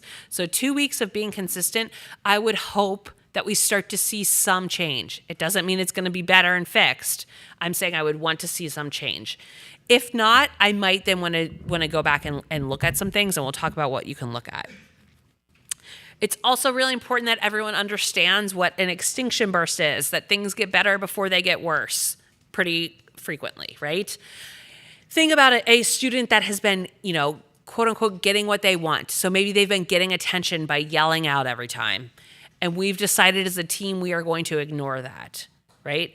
Well, a student that has done that, whether it's 3 months, 3 years, 10 years that they've been doing this and getting what they want, when we all stop, that's going to cause alarm to that student, right? It is not uncommon to see students then up the ante, right? Well, hey, now no one's looking at me. Well, let me see what happens when I tip my chair, right? Or when I stand up. So we expect to see that. So you need to plan for it. You need to warn staff about it and have an idea of what are we going to do to respond to it. That is the most critical time to not give up, though, when it gets worse. That probably means it may be working. So try to think of it that way. Also, explaining to the adults that this is really our change in behavior and that's how we're changing the student behavior. Sometimes also we want to think about, we are those baby steps that we're taking, and we'll talk through some shaping and how to make steps. But really kind of getting everyone on just those realistic expectations of what is this going to look like? How long is it going to take? And what are we going to see as an outcome? It's hard. Another thing when we think about behavior plans is we have to make sure it is a good contextual fit. What I mean by that is that the staff are going to do it and it's appropriate for that setting and everyone has agreed to buy into it. Because if I come up with this beautiful behavior plan and I work with a team and we share it and the teacher is the only one in that room that really believes it's going to work and is going to do it and the 3 paraprofessionals in there are not going to do it, I might as well just throw it away. It's not going to have any impact. Everyone needs to be on board. It's also not realistic to think that every teacher can do the exact same thing. So figuring out what works for that student and how we're going to make it work in the different settings, right? And what I put in place for someone maybe in a self-contained classroom versus a gen ed classroom might look slightly different. But all those kind of things we need to think about.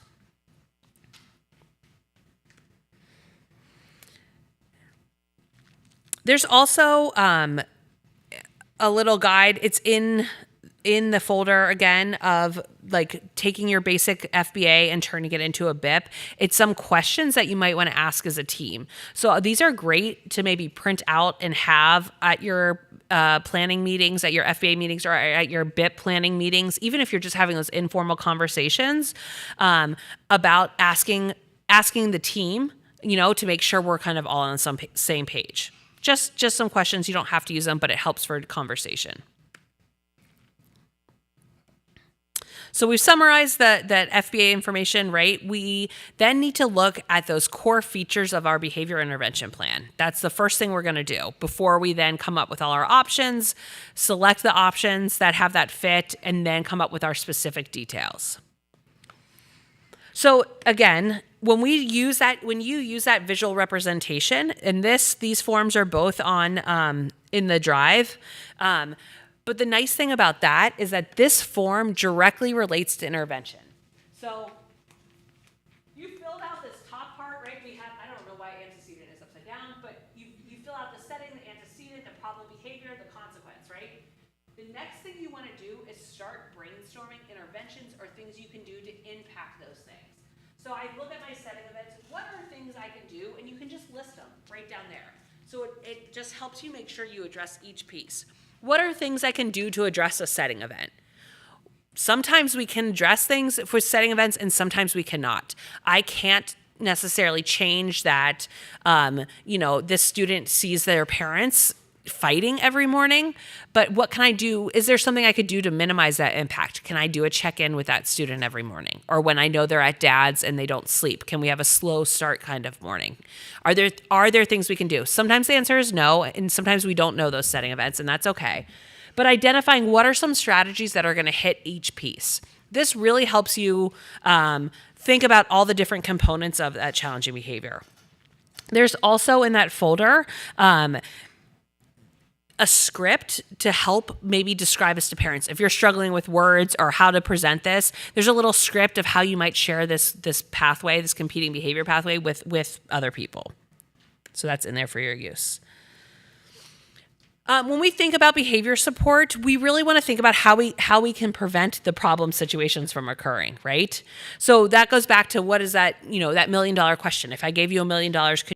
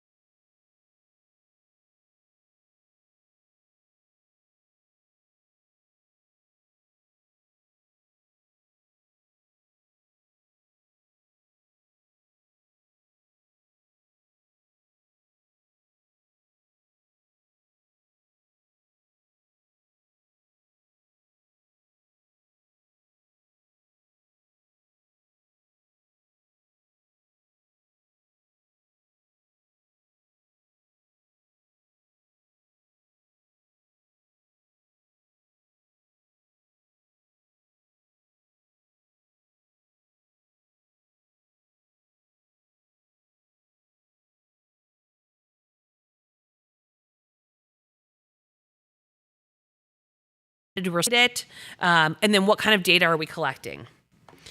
What data are we collecting? Because if you remember, this goes back to the problem-solving process.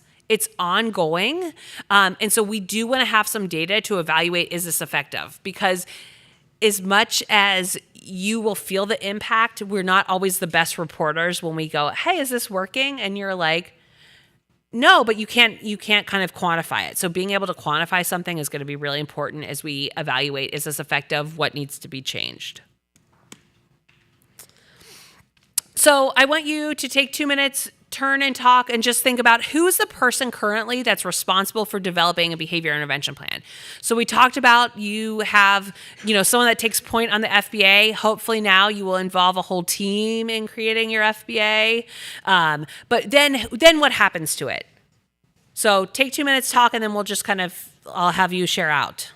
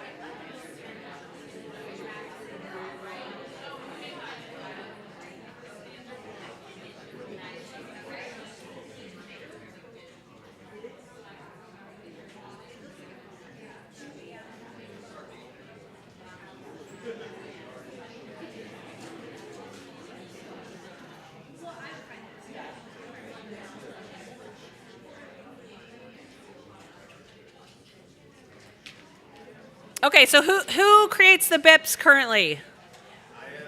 ISs. Is that the general consensus with everyone? Are they done in teams or are they done alone? Alone. Okay. Not, yeah, both, some. It's real hard to do on your own. Yeah.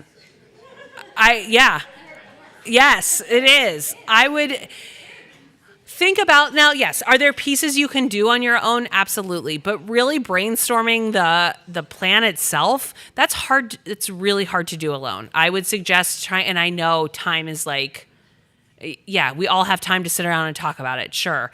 But finding even that 5 minutes of like, hey, how can we do this together, right? Surveying the people in your room, starting with that. Who is with the student the most? If you have really challenging students, who spends the most time with them? Aides, right? So potentially aides if you have that support in your room. I know not everyone may have that support and it may look different, but sometimes our educational aides spend the most time with students and we give them the least input. Include them in these discussions. What can you do? What does it look like in there? How can we do this, right? People can be very creative, but really thinking about, yes, you still need that lead person. You need someone that's going to take charge and develop the plan and own the plan and be responsible for it. But trying to think about how we can get rid of doing it in isolation is huge. Okay, so we kind of talked about that first half of that top level of that competing behaviors pathway. Now we're going to look at that replacement behavior that I kind of touched upon, but we're going to dive a little bit more into that. Again, this is really important, and I think this makes, a reason why I like this, because it kind of keeps everyone in the frame of mind of where we're trying to go. So our students yelling to get out of class, we want them to do the work. We get that. But that's not meeting their need right now. So we have to start at the bottom. When you see that replacement behavior is directly linked to the same function. So whatever function my problem behavior serves, I need to identify a replacement behavior that is going to have that same function. You have to start there, or else you're not going to be able to make a successful behavior plan, because that student, yep. Say that again, what you just said. Yeah, so that, let me think what I just said. No, that replacement behavior has to serve the same function as the challenging behavior, and we have to start there. You cannot start with what we want to happen. It's great that you want the kid to do math work, right? It's great that you want them to do that worksheet. That's not where the student is, right? They cannot do it right now. So you have to start there. Again, that's why I like this, because we can keep that in mind. Yes, of course we want the student to do their work, not where we are, okay? We are down here in what's a replacement behavior. Sometimes that replacement behavior is not related to the task, and that's okay. We're going to talk through that a little. So we have 3 different behaviors we should have identified. You've got the challenging behavior, super easy. That desired behavior, probably pretty easy, right? We know we want the expectation to be in that classroom. And now we have our replacement behavior. What do you think we have to do to get a student to understand their replacement behavior? Model it, reinforce it, teach it, right? We cannot expect students just to do it without teaching. That's also a huge piece of a behavior plans that are often overlooked. And we'll talk a little bit about the optional form. I don't know if they're going to redo that one. Was that on the feedback for the behavior plan? Yes. Okay. Okay. Because the BIP form really is not inclusive of what needs to happen. You have to have a teaching component. So just to kind of differentiate between the 3, right? I think we're pretty clear, but as you can see by me stressing this is an important piece, right? Problem behavior, we know that's triggered by the antecedents, right? And it's got that function, something that's maintaining it, making it continue to happen. We have the desired behavior, what we want to happen in that situation, and we want it to follow natural consequences, right? You get more work, you get a star, your teacher says great job, your grades go up, all those natural consequences. Those are not the same as the problem behavior though. So then we come up with a replacement behavior. The key to this, and we'll dive a little more into this, is that they are acceptable in that context. and that they serve the same function as that challenging behavior. We're going to talk about what does it mean to be acceptable in that context, because I think people might have different opinions of that. But I'll make the argument for what I think. So here's an example, right? I like to start with the triggering behavior because that kind of helps, or the problem behavior, right? So we know the student is non-compliant. So they're not doing what they're supposed to be doing. They have profanity, physical aggression, right?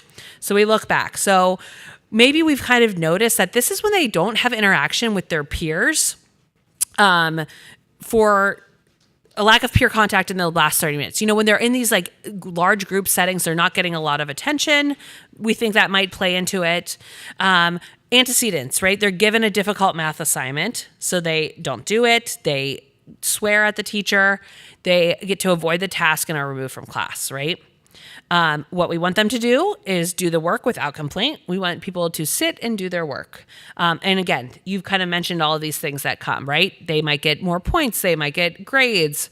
They may get more work. Maybe the teacher gives them a sticker, depending on the age. Something that meets that same function, so getting away from the task would be something like asking for a break, right? Asking for help, asking for a break. They might be able to avoid that task. Does that accomplish our desired behavior? Absolutely not. But is that okay? Yes. If we want to change behavior, you've got to be okay with it.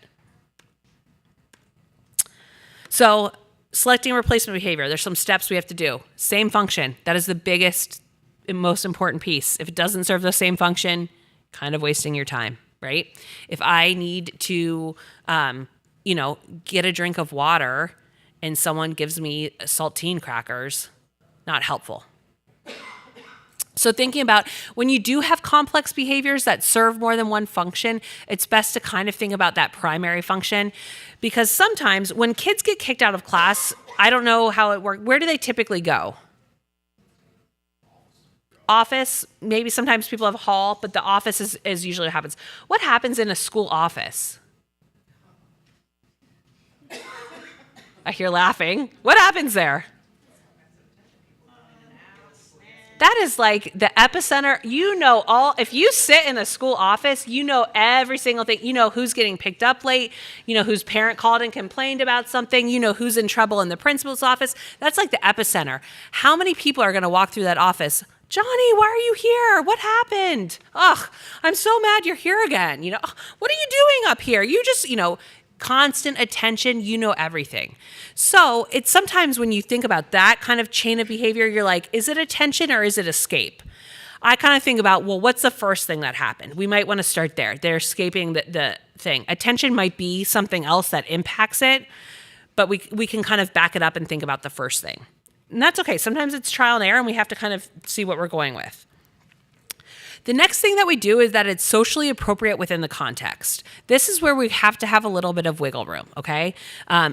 Is it that every student is accessing it? No. We can talk about what's fair and equal and what's needed, but something that is going to be appropriate within that context, right? I shouldn't have to blow an air horn to get a break. That's not appropriate. Thinking about, what do typical kids do in that same situation? So if I'm thinking about a math class where everyone's given a worksheet and I am not a student that engages in challenging behavior, but I need a minute, what might I do? Anyone? A teacher gives me something I'm not prepared for and I'm like, oh my gosh, what do kids do? Go to the bathroom, right? Can I go to the bathroom? Or can I go to the nurse, right? Can I sharpen my pencil? All those things, right? Kids have natural ways that they avoid work all the time. Do I think we need to train or teach kids to ask for the bathroom? No, but they're asking for a break, right? We can try to get there in that same way. But it is appropriate to ask for a break. Kids are just crafty in how they do it. We want to think about skills that are appropriate to all settings as much as possible, skills that can generalize, right? When I ask for a break here, it's going to mean the same thing over in this classroom too. A break is pretty universal, for an example. Think about things. This is when we get into the teaching piece of it. Our replacement behavior needs to be as or more efficient than the problem behavior.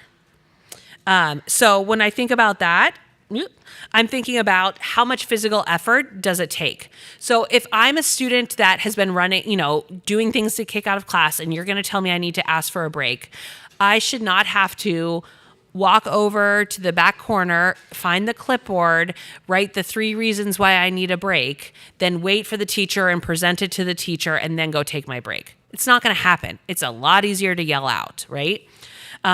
You have to think about, we also need to know that when a student is learning this replacement behavior, everyone on the team has to agree that we are going to allow it to happen. Because if a teacher says no when we're working with that kid to ask for a break, it's not going to work. They're going to go right back to doing the inappropriate behavior to get what they want. So as hard as it is, people have to be on board with it. Any questions about that? It's hard, but you got to stress it with people. This is a graphic I like to use to help people understand this concept, because I think sometimes, in the special ed world, we feel really comfortable with that, but I think sometimes people that might not be in our world struggle with that concept. So when you look at this, we start at the bottom of this, right? Currently, what's happening? The kid is not doing any of their work. They're yelling at the teacher and throwing their materials, right? They're not doing any of their math work. They're screaming at you. They're throwing stuff. So they're not doing any work, and they're also disrupting your entire classroom. When we start increasing those appropriate replacement behaviors, so we have a strategy to leave the classroom, right? The biggest pushback we get is, well, they're still not doing their work. They're getting what they want. Absolutely, they're getting what they want. That is our goal. We have to start there. So yes, they're getting what they want. They're not completing any work, but they're not disrupting your classroom. That is our goal. That is our first goal. Then we are going to start when the student masters that skill. So every time they ask for a break, we're giving them that break. When they master that skill, we start to then look to increase those expectations. So absolutely, yes, you can take a break. Can you write your name on that paper first for me and then go take a break? Right? We start to increase some demands. Can you wait 10 seconds for me while we go through this, and then I'll let you take your break? But you only can do that once they've mastered that skill of requesting the break. We don't start there. So then we start to get some work completed, right? Then we slowly build on that. It is not a quick and easy thing, unfortunately, right? It can take weeks. But if you don't start this way, you're probably not going to see impact, right? If we start saying, nope, sorry, you already took a break, we're not going to, the kid's going to go right back to that challenging behavior. We have to teach them and we have to teach them that we're going to allow them to do those things. It doesn't mean it's forever, and it doesn't mean we aren't working towards that end goal. But also, when we know a student misuses it or overuses it, that's like bonus. They have learned this skill. We can start to put things in place. Then we can say you have three breaks a day or whatever. I'm not saying to jump to that, but we can start to put those parameters around. So you have to start there. Any questions about that with the shaping? It's really, really important. This is what's going to make your behavior plan successful. Again, I've kind of stressed this, but we really can't make the students learn. Don't get into a power struggle over doing the worksheet. Students can wait a really long time, right? And you don't have all day. But we want to think about creating those environments that we're going to increase the likelihood that that student does do it.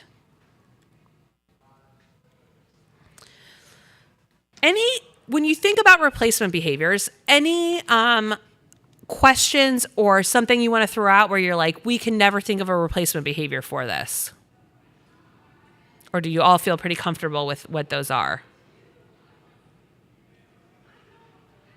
Okay.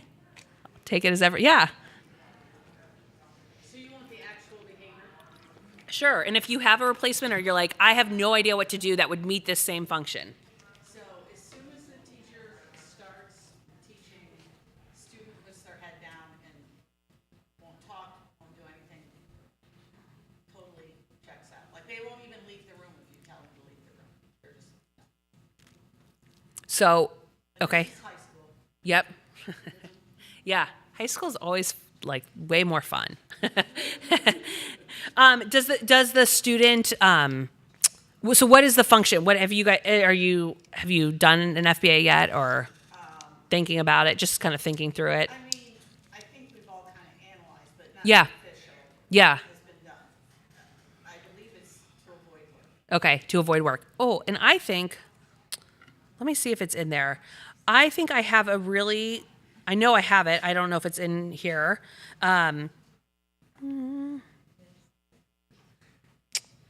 Something about a kind of little flow chart for, is it on this one at the end? About work avoidance. Some things that I think you kind of need to think about. It's in the folder, if this is the right one that you have access to. It's not. Yep. But some things you have to think about when we do work avoidance, especially at a high school level, but really any level, is about like the can't do and the won't do, right? Do they need some kind of academic help, right? And when we kind of go into some of our more behavior plan pieces, we're going to talk about some of those proactive strategies, because when it's that immediate stuff, you're probably going to get more impact by these proactive strategies. So whether it's having that student take a break before the work is even presented, if it's giving them some like preview of what the work is going to be, if it's giving them some pass on how they do their work, or just presenting it in a different way. But a lot of times we have to look at those proactive ones. So that's like a great strategy. I'll find that chart because it really outlines some nice like questions and steps that the team should consider. Because with academic work, it's tricky. We always have this piece then of maybe they really can't do the work, you know? And we're not sure. So I'll share that out. Yeah. Do you have a document on there that lists behaviors and possible replacement behaviors? We definitely have one. Let me see if it's in here, and if not, I will put it in there.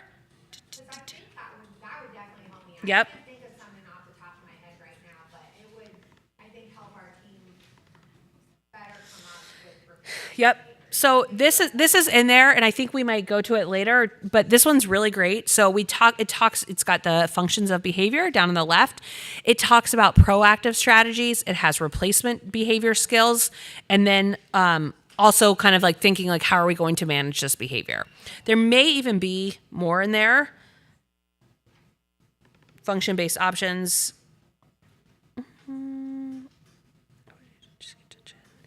This would also have some ideas on it, but great, yeah. There's lots of resources, but this one I think has, yeah. This switch the way you're looking at it, but it has across the side, right? Like setting event strategies, the antecedent strategies. So it should have some teaching strategies, and those would be our replacement behaviors in those teaching strategies. So tons of resources, because again, in school setting, not every behavior is the same, but we're dealing with a lot of similar stuff. So let's not reinvent the wheel, especially then if we can find interventions and replacement behaviors that our collective building is kind of in agreement in. It's going to be so much easier to then to roll that out. So let's go, this kind of addresses some of those replacement behaviors too. Like I mentioned before, these columns are directly is when you want to start kind of like jotting down some intervention ideas related to each of those things. What's important when we look at this is we're dividing it into proactive and reactive. When we think about challenging behavior, I really like to think of it like an hourglass, where that challenging behavior is the middle of that hourglass. And everything is your options. So your options of how to respond and be in that environment with that student. The further away you are from that challenging behavior, you have so many options. You can do lots of different things. The closer you get to that challenging behavior, the limited options you have, because you don't want to accidentally reinforce it, and sometimes safety comes to play. And then again, when we think about teaching, the further we are away from that challenging behavior, those more options we're going to have. So you're going to get much more impact on those proactive strategies. Our proactive strategies are impacting those setting events, so those dark cloud things, and those antecedent strategies. So if we know every time the teacher gives out this math worksheet, we need to think about how are we giving out this math worksheet, right? Sometimes it's really simple as like switching how it's presented. But those are all those proactive strategies. When we talk about reactive, we want to think about how we are responding to the positive behavior, which includes that replacement behavior, and how we're responding to the challenging behavior. Our behavior plan, again, talks about how that family or the staff or the student, how the adults are going to, how we will change to then impact the student. We know it's coming from all of our data and our FBA, right? So it's technically sound. We're just making sure we think about behavior principles as we write and develop these. And then that it fits in that setting where it's implemented. I cannot take a behavior plan that I wrote for a different district and just expect someone here to implement it, right? Everything could be completely different. What your resources you have, what support you have, what your environments look like, all of those things. We talked a little bit about an extinction burst.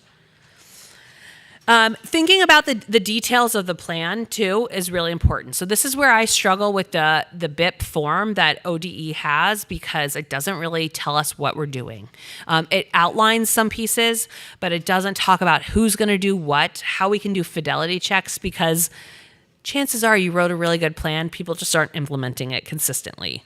How are we communicating this plan to staff and students and the families? What goals we're doing and how we're collecting that data. I'm just going to quickly go over these 3 basic behavior principles. We've talked about them, embedded a little bit in what we do.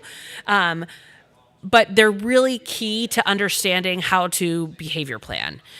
So the first is what we've kind of been addressing by saying like we're changing what we do, not what the student does, is that behavior is largely a product of its environment. So we really have to look at the pieces around the student when that behavior happens. It does not happen in isolation. The second one is that we know all behavior is strengthened or weakened by what happens after it. So think about yourself, and if you, I love Diet Coke, right? I'm going to have a Diet Coke every day. If there's a soda machine in a building, and I go and put my dollar in, and I get my Diet Coke, I'm happy. Tomorrow I'm doing the same thing when I want my Diet Coke, right? If I put that dollar in the machine and nothing comes out, what do? I get upset. I might kick it. I might shake it to try to get it to come out. I may go look and say, oh, I've got another dollar. I'm going to try this again because it's going to work, right? It always works. I put it in and nothing comes out, right? Am I going to put my third dollar in? No, not unless I've got it. Not if I'm a teacher, right? I'm not putting my third dollar in there. I don't have, I'm not going to keep them like, I could have gotten a McDonald's Diet Coke for those $2 and my life would have been way better. But my behavior is going to change based on the consequences, right? So it's the same with all of our behavior and our students' behavior. So we have to look at those pieces. The third, and this sometimes people have a really hard time with this one, but I promise you it is true, behavior will ultimately respond better to positive consequences. It is really tricky because our brains trick us into thinking negative consequences work. How many people in here have ever gotten a speeding ticket? Okay, right? Anyone gotten more than one? Oh, okay. Yeah, it looks like almost the same number of hands. Funny. So so for those of you that are really great law-abiding citizens, let me just explain to you because I have experienced this. When you get a speeding ticket, after you're like really mad and then that way home, if you're on your way home, the rest of the way home, you are very observant of the speed limit. I'm probably going 5 under. I'm like, okay, 35 is great. I get home. Okay, I'm not getting in the car the rest of the day. The next day, I'm like, oh my God, yes, that speeding ticket. I'm going to kind of stay under or I'm going to toe that line, right? I'm watching that speed limit. That's being generous by the second day. The third day, I'm back to driving however I want to drive. I may remember where that police officer pulled me over and I may be like, they're always sitting there. I'm going to slow down when I go past here, but my behavior has not changed one bit, right? I am back to driving however I think is appropriate. So it tricks us because that punishment, our behavior does change for a little bit. It's the same if you have little kids or ever experienced little children and you ask them not to touch something and you feel like you keep yelling and yelling or saying the same thing over and over again, right? When you say, stop touching it, they pull their hands away and you're like, see, your brain says that worked. They listened to you, right? 5 minutes later, they're back doing it again, right? It doesn't produce lasting change. So it tricks us because we're like, well, it works every time, but you're doing it over and over and over again. So behavior is the same way. You have to have those positive consequences to make that lasting change. So I've got in here also some examples of how we can break those behaviors down and think about it, because we really want to think about those proactive strategies. So what are we doing to impact our antecedents and our setting events if we can? So I'm not going to read through each of these, but these are in there, this chart too. So similar to those other charts I just showed you, it goes through each behavior and we talk about those antecedent things, and then we're going to talk about the consequence. When we talk about consequence, we have two pieces we're talking about. We're talking about how we reinforce the positive behavior and then how we respond to the negative behavior. Because just because, this is going to shock you all, just because you've put a behavior plan in place doesn't mean that negative behavior is just going to like stop. So you need to have a plan of how to respond to it. Some of these are written in like behavioral terms, so we could talk through those. And I know Mackenzie will be here to support the district throughout. So these are things we can kind of help with. But you have access to this. Due to time, I'm not going to like go through each one. What I am going to show you, this chart was in there, which we looked at in this one. I am just going to, going the wrong way, talk quickly a little bit about just having some trauma-informed behavior plan considerations. It is, I think, a safe assumption to assume we have lots of kids that have experienced trauma. How comfortable do people feel with trauma, like in terms of your training on it and support? Like thumbs up, thumbs down, some? Okay. It's a tricky thing, right? Especially when we're dealing with challenging behavior. Some core principles just to make our plans, make sure that they are trauma informed, is, that we are considering creating those safe spaces, right? Emotional and physical safety. That we are having, forming those relationships, having that trusting relationship, but also the predictability. Predictability and consistency is huge, especially for all kids and all people, but especially when we're dealing with students that have experienced trauma. Having those clear expectations, setting those boundaries are really important to make things successful. And then another kind of piece that we always want to add is that choice. Sometimes this means getting student buy-in in their behavior plan. And sometimes it means giving them choice in the moment. That's a great proactive strategy that can get you really far. I will make sure that this chart is in there. There's another book that's in there. It's like a little PDF book about helpful tools to choose intervention strategies. Let me see if this link still works. We could go right to it. This kind of, if it loads, it will walk through different behaviors. And then it has some questions and strategies to address the challenging behavior. Again, I would look through these resources and maybe one speaks more to you or it's easier for you to kind of follow or pull things from. You don't need to reinvent the wheel, right? There's so many resources in there to pull from and use that as a starting point. Doesn't mean it's going to be a perfect fit for you, probably not, but that you have something to kind of go from.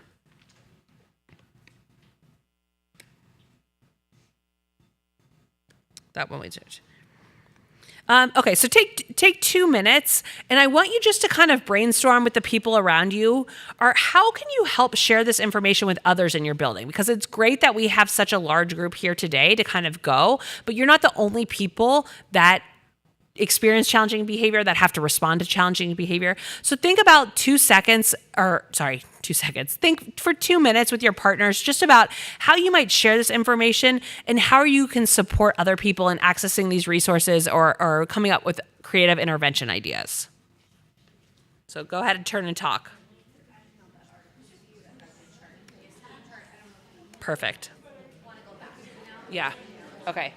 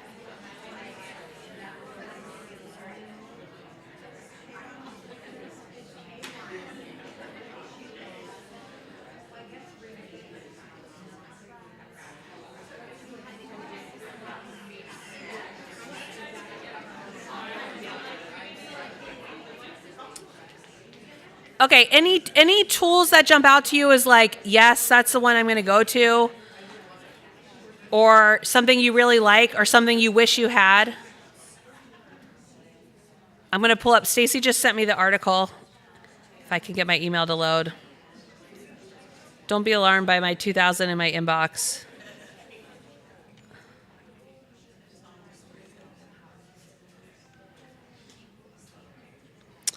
This article, and if it's not in that folder, I will dump it in there.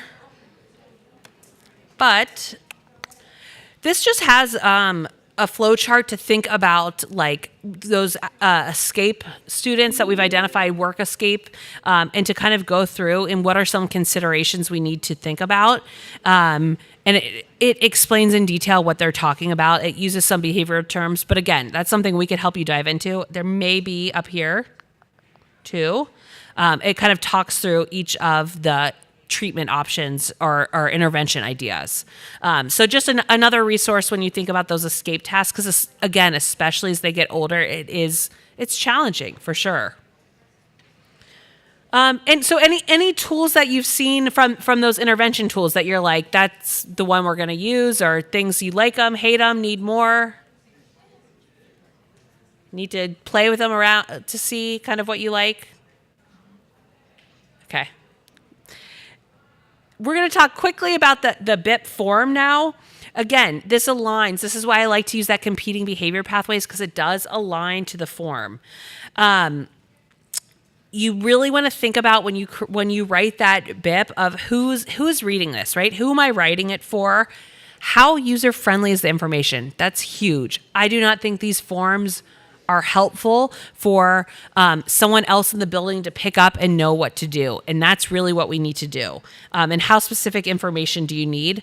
I say how specific of the information for the reason it depends, and this might be a district level question consideration to think about. When you create the BIP, do you connect them to an IEP, or do they just go in a file with the student? They're a separate, Okay. Okay. Perfect.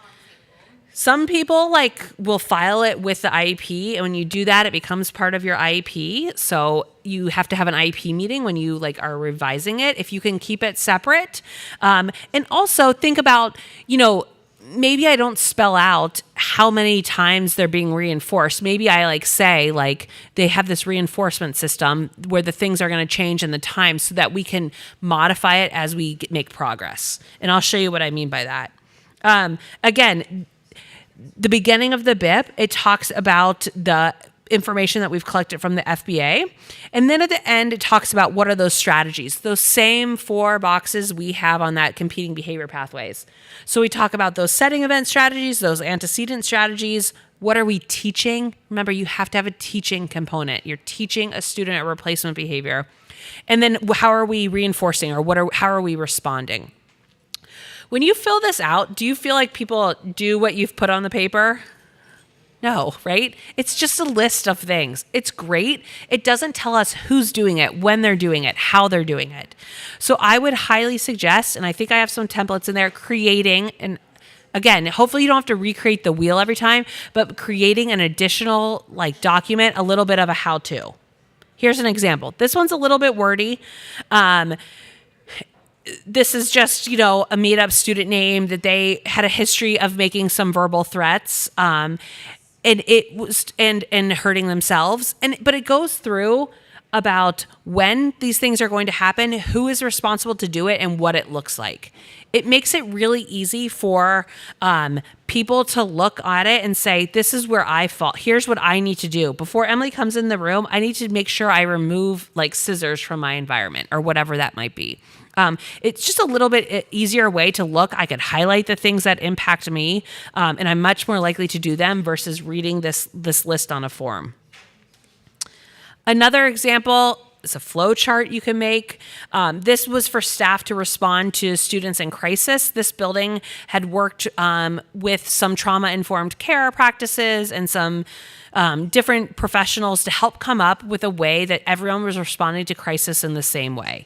Again, so they just literally made a script and hung it outside of their like calming space so that people did not have to remember what to say. You could make little things that go next to your badge, but this one in particular was validating feelings and letting the student know the expectations though. Like, I see you're upset, but I need you to have a quiet voice and a calm body, and then I can help you. And then asking, and then kind of depending on how the student responded, what they needed to do. I would consider making something that works for you and your team. I would use the same format for all of my students. Doesn't have to have the same information, because when you are familiar and know where to look, right, people are going to be much more likely to follow it. This left one is like a wordy version, but it really narrates what the behavior expect plan was. And then it was a script for people to follow again. This one's around students using a bathroom appropriately. But so it helped having the language on there. Everything highlighted is what you actually said. So people were saying the same language, using the same phrases, just helpful ways to make things consistent. Similar idea, just another different example. Any questions about like behavior plans in general? I'm just going to talk quickly about crisis plan, and then I'll have some time for questions too if anyone wants to talk about something. Yeah. I have a question. What does the operating standard say, or what is your opinion about how often the BIPs should be reviewed? So I've encouraged staff to review them yearly. Well, if the students are already on an IEP, just kind of have that conversation, not necessarily tied to the IEP. Yeah. Yeah, absolutely. So there's no rule about how often you have to do it. If we think about it like the problem-solving process, we really want data to drive that decision. So, you want to have someone that's responsible, probably the IS, maybe it's a counselor or a psych, depending on how things, are delineated, but that is looking at the plan and saying, hey, it's been 2 weeks and we haven't moved the needle at all. So do I just need to make sure we're being consistent? Something like a flow chart really helps Len to check if people are being consistent. One, it gives everyone that visual reminder.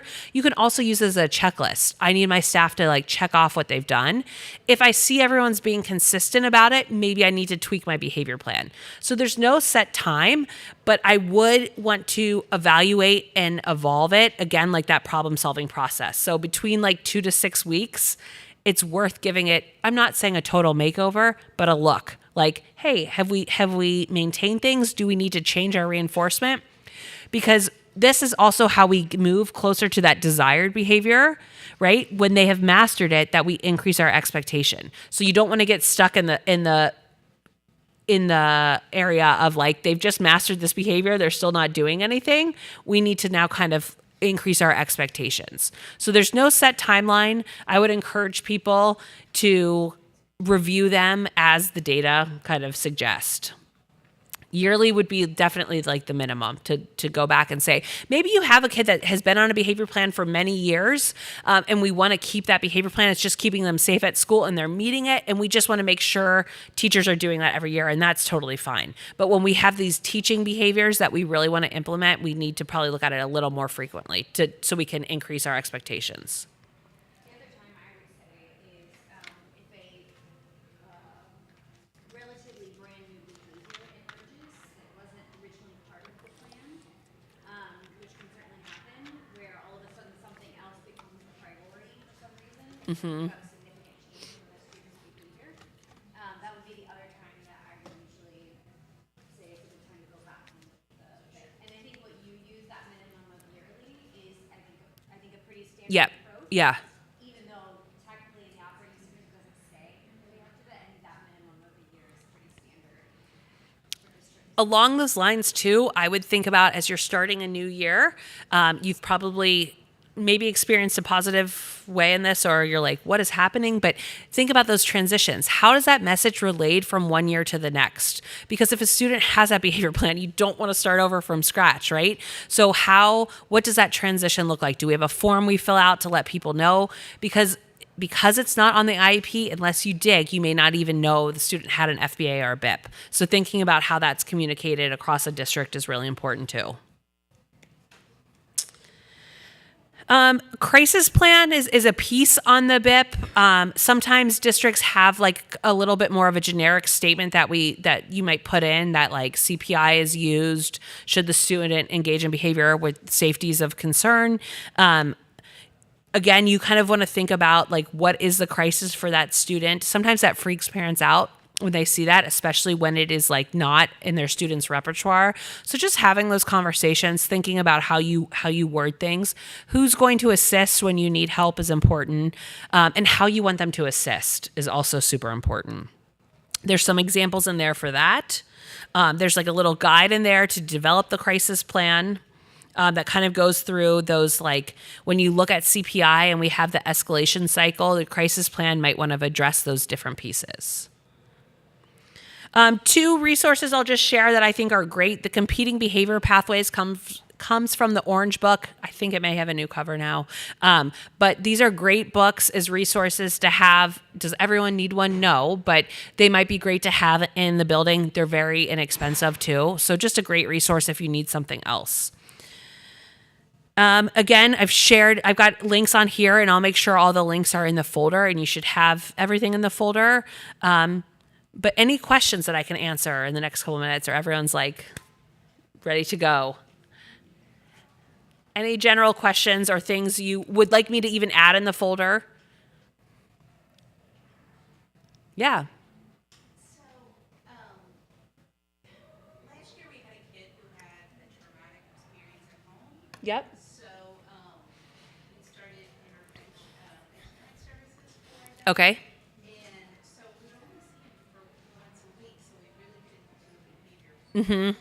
But can you differentiate like a traumatic experience at home and say that this is now a behavior that we have to address versus, Yeah.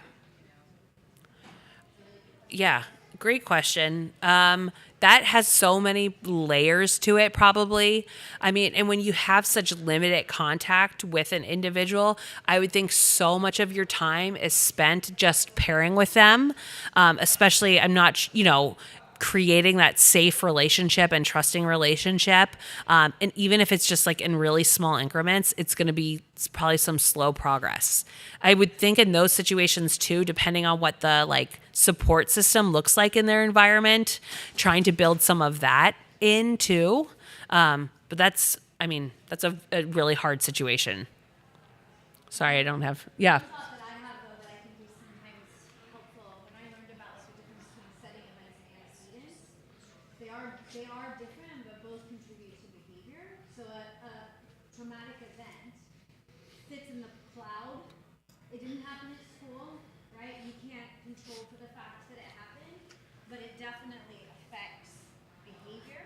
So the way that I think about it is kind of like what you're talking about. If the event happened in a setting event context outside of the school, but really significantly impacted behavior, I can't change that setting event, but I can change in the environment, I can change what I'm going to prioritize, what my antecedents are, what my responses are, right? So like those are the things I can control for, and I am gonna behave differently, interacting with or putting demands and expectations on a kiddo who's had that event versus. So if it helps, like they end up leading together because they affect the behavior, but some of those uncontrollable factors are really hard because you're like, I can't do anything about the fact that they have this home life or that this event happened. But we control the A's and the C's basically, right? We control what we present, how we interact, and how we respond.